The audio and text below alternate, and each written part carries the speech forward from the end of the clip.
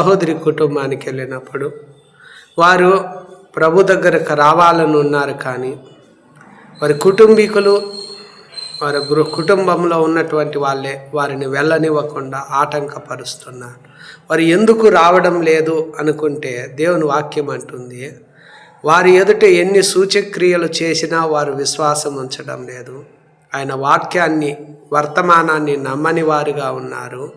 వారు ఎందుకు నమ్మడం లేదంటే వారు కన్నులతో చూచి హృదయముతో గ్రహించి మనస్సు మార్చుకొని స్వస్థపరచబడకుండానట్లుగా వారి కన్నులకు అంధత్వము కలుగు చేయబడింది, హృదయము కఠినముగా మార్చబడింది. మరియు అనేకులు దేవుని యందు విశ్వాసం ఉంచుతున్నారు, కానీ ఎక్కడ సమాజంలో నుండి వెలివేయబడుదుమేమోనని జనులకు భయపడి వారు ఒప్పుకోవడం లేదు. వారు దేవుని మెప్పు కంటే మనుషుల మెప్పును ఎక్కువగా అపేక్షిస్తున్నారు.